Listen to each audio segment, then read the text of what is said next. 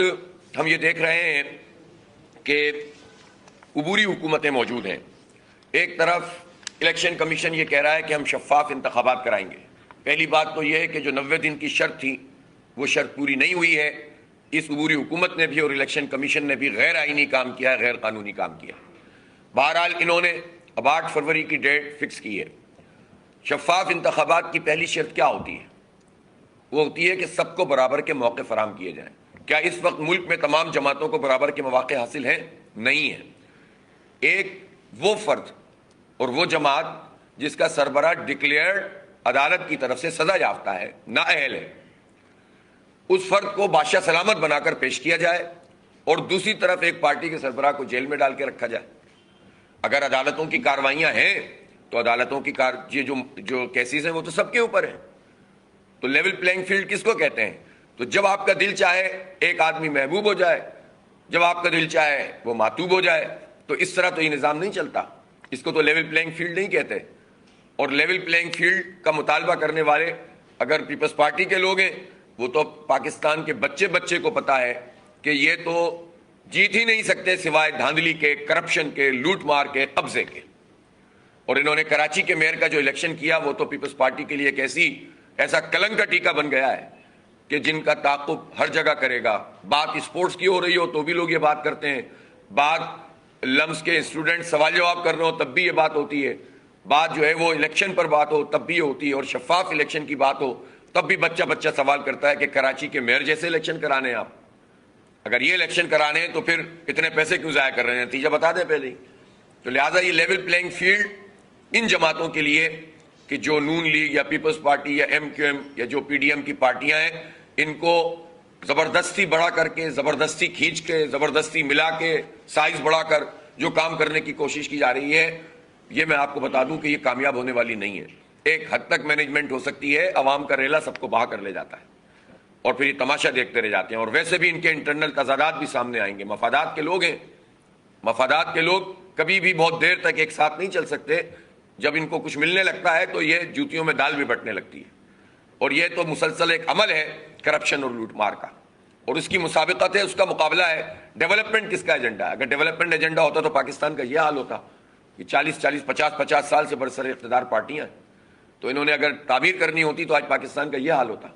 تو اس لیے یہ جو الیکشن کمیشن کہتا ہے کہ ہم شفاف انتخاب کرائیں گے, تو میں پوچھنا چاہتا ہوں کہ پنجاب کے گورنر ہاؤس میں نون لیگ کا اجلاس کیسے ہو رہا ہے؟ یہ شفاف انتخاب آپ کرا رہے ہیں.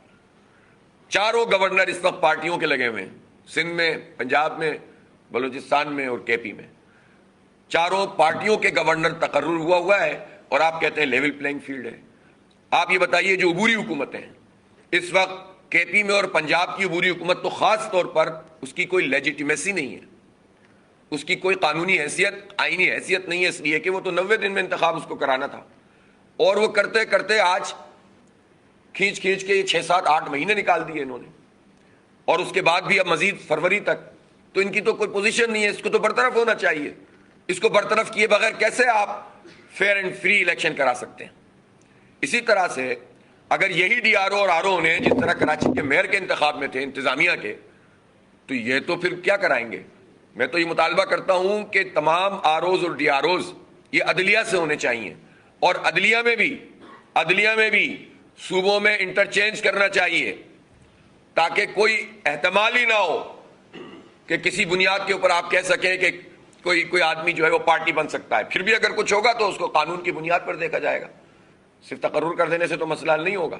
لیکن انتظامیہ کے بجائے آروز عدلیہ کے ہوں, اور عدلیہ میں بھی انٹرچینج کیا جائے, ایکسچینج کیا جائے, یعنی ایک صوبے کی جو عدلیہ ہے وہ دوسرے صوبے میں جا کر انتخاب کرائے.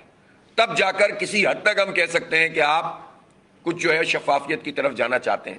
اور یہ وہ میجرز ہیں جس کے نتیجے میں اگر واقعتاً آپ کو شفاف انتخاب کرانے ہیں تو الیکشن کمیشن کا وزن بڑھے گا, کم تو نہیں ہوگا. لیکن اگر آپ یہ اقدام نہیں کرتے تو اس کا مطلب ہے آپ تو پہلے سے طے شدہ ایجنڈے کے مطابق کام کر رہے ہیں. تو لہٰذا ہمارا مطالبہ ہے چاروں گورنر برطرف ہوں, عبوری حکومتوں کو جو کے پی اور پنجاب کی ہے ان کو برطرف کیا جائے, عدلیہ سے انٹرچینج کر کے صوبوں میں آروز ڈی آروز کا تقرر کیا جائے. ووٹر لسٹ اب تک کی تاریخ تو یہ ہے کہ 30% ناکارہ ہوتی ہے, جو لوگ جہاں رہتے ہیں وہ ان کا ووٹ نہیں ہوتا. تو اگر آپ کو وہی ووٹر لسٹ لینی ہے تو آلریڈی آپ 30% تو کاسٹنگ کو پہلے ہی منیمائز کر دیتے ہیں, باقی 70 میں سے جتنی ہو جائے. تو وہ ووٹر لسٹ کو تو ٹھیک کرنے آپ تو آلریڈی قانون میں تو نہیں ہے, لیکن مدد تو آپ نادرا کی حاصل کرتے ہیں, اس کے ذریعے سے کرتے ہیں. تو جب آپ نادرا کی مدد سے یہ کام کرتے ہیں تو جینوئن کیوں نہیں کرتے؟ اس میں کیوں دھوکے بازی ہوتی ہے, کیوں فراڈ ہوتا ہے؟ اس کا مطلب ہے کہ آپ انٹینشنلی اس کام کو کرتے ہیں. تو الیکشن کمیشن کی یہ ذمہ داری ہے کہ وہ ووٹر لسٹ تو دے. آج کے زمانے میں جب دنیا میں کیا کیا ہو رہا ہے, تو آپ جو ہے ایک ووٹر لسٹ درست نہیں بنا سکتے, آپ آبادی نہیں گن سکتے. کراچی کے لوگ تو ان لوگوں سے سیاسی انتقام لیں گے جنہوں نے اس حال میں پہنچا دیا کہ اگر ہم مردم شماری کی طرف جائیں تو الیکشن آگے بڑھے اور اس کا الزام لگے, اور اگر ہم الیکشن لڑیں تو ہماری 9 سے 10 قومی اسمبلی کی اور 17 صوبائی اسمبلی کی سیٹیں نون لیگ, پیپلز پارٹی اور ایم کیو ایم کھا گئی. خنجر گھونپا ہے ایم کیو ایم نے خاص طور پر. یہ کہہ رہے ہیں کہ ہم نے 60 لاکھ بازیاب کرا لیے. کہاں سے بازیاب کرا لیے؟ 1 کروڑ 60 لاکھ تو پچھلی مرتبہ گنے گئے تھے جو غلط تھے, اور اس کو ریڈیو کیا گیا تھا, دوبارہ سے مردم شماری ہوئی تھی. اور اگر اس پہ گروتھ ریٹ نہیں لگا لیتے تو وہ 1 کروڑ 95 لاکھ تو ویسے ہی ہو گئے تھے. تو یہ ذرا بتائیں تو صحیح ہے جو ایم کیو ایم کے لوگ نون لیگ سے مل کر اور پی پی سے مل کر جو سیٹوں کی بھیک مانگ رہے ہیں اپنی ذات کے لیے, کراچی کے لیے کیا مانگا ہے آپ نے آج تک؟ تو برا آپ نے یہ جو چھرا گھونپا ہے, کراچی کے ساتھ زیادتی کی ہے, اس کے مینڈیٹ کو قتل کیا ہے, ایک مرتبہ پھر ان جاگیرداروں اور وڈیروں کے ہاتھوں بیچا ہے اور اپنے مفادات کے لیے بیچا ہے. اس لیے کہ ریجیم چینج میں بھی آپ نے جو معاہدہ کیا تھا اس پہ کیا عمل ہوا؟ خود کہتے تھے معاہدے پہ عمل نہیں ہو رہا, اور اب پھر دوبارہ سے جا کے گود میں بیٹھ گئے. تو کراچی والے کیا آپ کے چہرے جانتے نہیں ہیں؟ ایک دوسرے کو راہ کا ایجنٹ کہنے والے بلدیہ فیکٹری میں ملوث لوگ یہ دوبارہ کراچی کے سامنے آئیں گے. دیکھ لیں ان کا کیا حال ہو رہا ہے. پورے شہر, پورے صوبے کے لوگوں کو لا کر ایک جگہ پر جلسہ کرتے ہیں اور وہ جلسہ جلسی بھی نہیں بن پاتا. تو اس لیے ان کو تو مسترد کر چکے ہیں کراچی کے عوام. جو بھی ان کو مسلط کرنے کی کوشش کرے گا وہ بہت بڑا گھاٹے کا سودا کرے گا. جو بھی ان میں ہوا بھرنے کی کوشش کرے گا اس سراغ زدہ غبارے میں, تو ہوا تو نہیں بھرے گی, پھیپھڑے خراب کرے گا, اور پوری قوم کا بچہ پھر ایسے لوگوں کو ایکسپوز کرے گا. اس لیے زبردستی ان لوگوں کو جنہوں نے اس شہر کو بیڑا غرق کر دیا, پورا سندھ کے شہری آبادی کا تباہ کر دیا, وڈیروں کے ہاتھوں بیچ دیا, اور ان وڈیروں اور جاگیرداروں نے جو دیہی آبادی تھی اس کو کچھ نہیں کر کے دیا. ان دونوں کا الائنس کبھی بھی کراچی کو ترقی نہیں دے سکتا.